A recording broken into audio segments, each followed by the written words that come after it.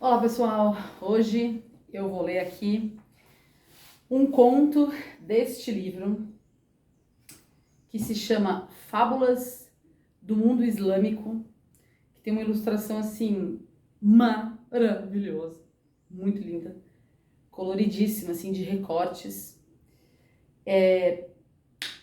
Por mais um vídeo do nosso quadro Um Conto, um Ponto e algumas reflexões aleatórias. Esse livro foi escrito, vamos ver se eu consigo ler aqui, Shahrukh Hussain e Mira Archer, acho que é isso. Tradução de Mônica Stahel e editado pela WMF, que é a Martins Fontes, né? Então vamos lá. Esse livro aqui é um negócio, assim, O conto que eu vou ler hoje chama-se Conversa sobre Estrelas. Dá uma olhada nessa ilustração, gente. Olha isso aqui. Não, esse aqui é um negócio. Isso aqui, olha, não. É um negócio, assim, ó. É um. É um de uma, sei lá, não sei nem falar, de uma riqueza de detalhes, de expressividade, de colorido. É um negócio. Bom, vamos lá. Conversa sobre estrelas. Numa noite de verão, sob um ar perfumado e estrelas brilhando no céu, os homens de Akshehir estavam sentados ao ar livre, sorvendo um delicioso café em xícaras de vidro. Descansavam após o dia de trabalho duro, falando disso, daquilo, até que a conversa foi parar nas estrelas. Alguns acreditavam que as estrelas podiam dizer que tipo de pessoa era cada um, ou o que aguardava a humanidade. Então Koja perguntou, desculpa. Então Koja perguntou Yunus, sob qual estrela você nasceu? Mullah Nasruddin tomou outro gole do café, desfrutando do aroma das sementes de cardamomo moídas. Foi há muito tempo, ele respondeu, mas tenho certeza que foi sob cordeiro. Sim, isso mesmo. Lembro-me claramente de minha mãe dizer que nasci sob o signo de cordeiro.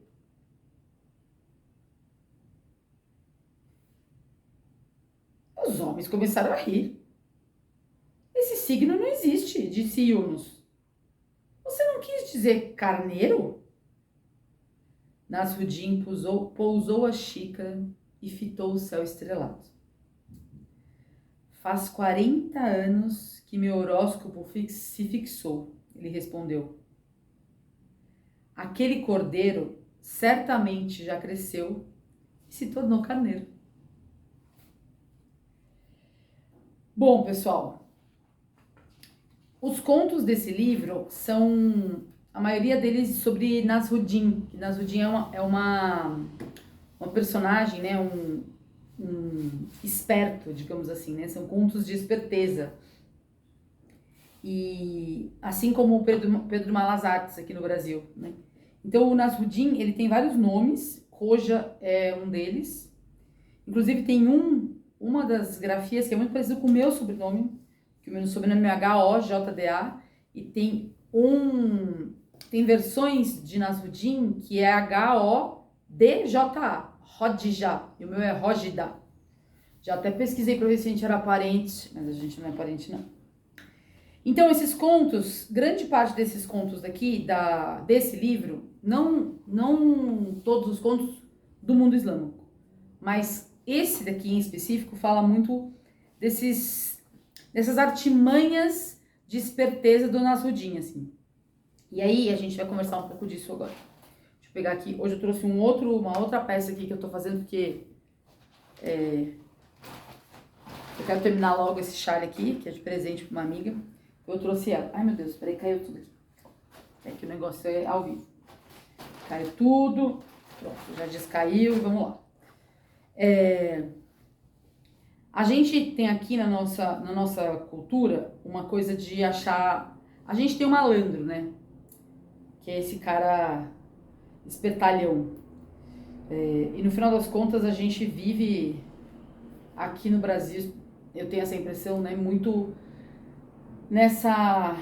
sob esse espírito de levar vantagem em tudo, assim, né? Que é muito incômodo. Desde o requeijão, que você compra que parece um requeijão, mas você vai ver não é um requeijão, até instituições que parecem que vão fazer alguma coisa pelo país, mas não fazem, né? Independente da orientação política que elas tenham. Mas nesses casos, como por exemplo esses contos do Nasruddin, eles têm um quê de esperteza, né? Então aí, por exemplo, ele fala, ele errou o nome, né? Mas ele não admite que ele errou. Ele dá uma volta. Ele dá uma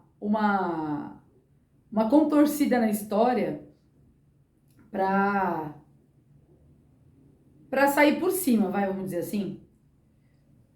Para mim, o lance legal desses contos, e esse foi um exemplo, é que, no geral, o levar vantagem do Nasruddin, a esperteza dele, não é uma esperteza que engana o outro a ponto de prejudicar o outro. Prejudicar num sentido mais concreto, assim. Então, ele não vai, por exemplo, enganar o outro. Nesse caso, por exemplo, né, ele fez de um jeito que ele pareceu sábio. E os contos do Nasruddin tem essa coisa de que ele é espertalhão, mas ele, no final das contas, ele tá sendo sábio, sabe? E tem também uma coisa de uma lição de moral, que é assim...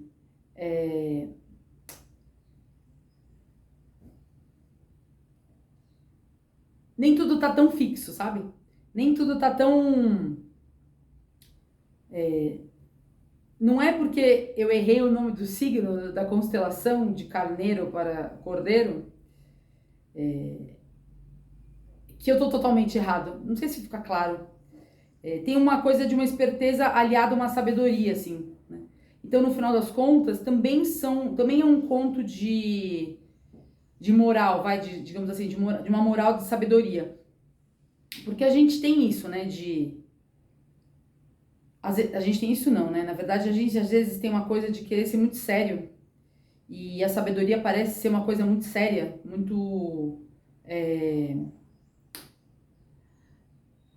muito calcada numa imagem de uma pessoa... não é soturna a palavra, como é que chama? Nossa, me fugiu a palavra, gente, olha que coisa horrível.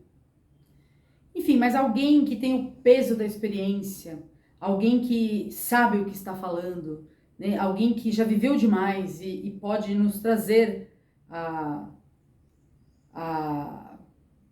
égide nem sei se a palavra é égide. A outra querendo usar umas palavras difíceis, eu não sabe o significado.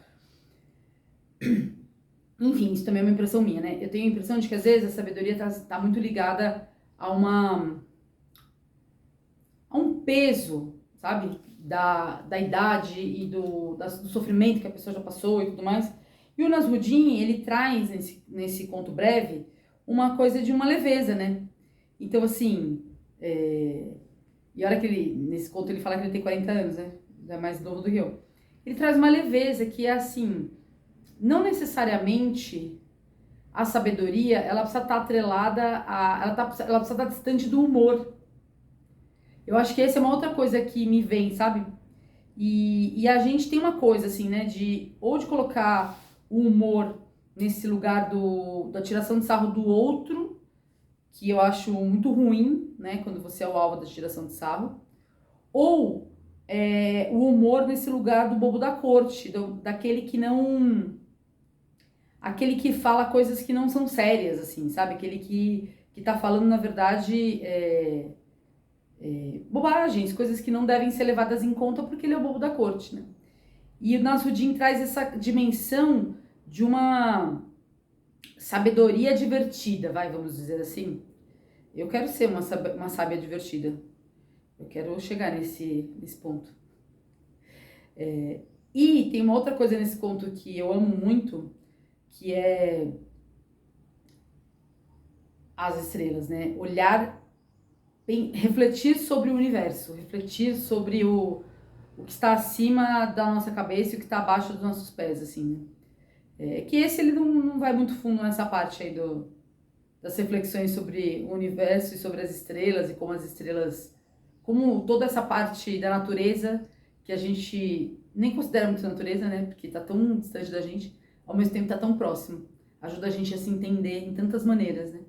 Porque como a gente é natural, e agora eu já tô viajando mesmo, como somos naturais, apesar do McDonald's e de tantas outras coisas fazerem a gente acreditar que não, como a gente é natural, a gente vive sob os mesmos ciclos e as mesmas leis que a natureza, né? Então, quando ele fala, sob que estrela você nasceu,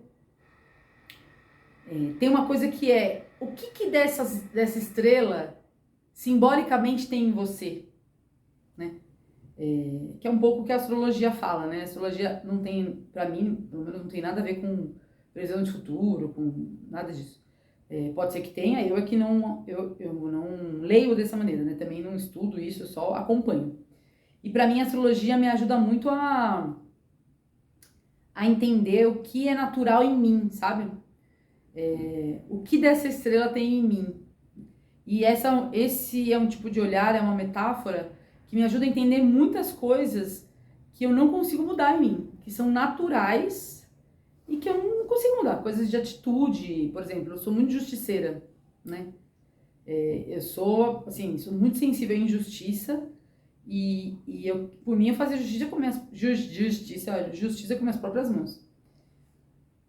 E isso tem a ver com a minha natureza. Eu sou assim. E quando eu entendi algumas coisas sobre meus orixás, por exemplo, né? Eu não sou de origem, eu não pratico nenhuma religião, mas eu conheço vários pouquinhos de várias religiões. E aí uma vez um amigo me falou, acho que você é filha de Xangô, que é o deus da justiça e da pedreira, das pedras. Aquilo me deu um alívio, eu falei, meu Deus, olha, isso diz de mim, sabe, da minha natureza, né? E eu acho que as estrelas fazem isso, as coisas da natureza fazem isso, né? E esse conto, ele fala muito brevemente dessa característica que muitos povos antigos tinham de olhar para a natureza e se ver nela, sabe? Então, eu não sou uma parte da natureza, tá? Eu aqui, a natureza ali. Não, a gente é uma coisa só. Por isso que eu posso olhar para ela e aprender sobre mim. Então é isso, pessoal. Reflexões de hoje foram bem viajandonas, né? Mas às vezes é assim mesmo, às vezes a gente acorda viajandão. E espero que vocês tenham gostado do conto, das ilustrações. Eu vou trazer mais desse livro aqui, porque esse livro tem... Essas ilustrações me matam, assim, eu amo. Acho muito lindo. E é isso. Até o próximo vídeo. Eu falei meu nome? Meu nome é Audrey Moreira Roida. Ai, gente, é tão, né? Tão espontâneo que o negócio. E essa sequência de vídeos eu tô fazendo com uma maneira de eu dar vazão a coisas que eu amo, que são contos antigos, tradicionais, ancestrais e aleatoriedades com crochê. É isso. Até a próxima e muito obrigada. Agora precisa ver se esse negócio vai parar, né? Será que vai?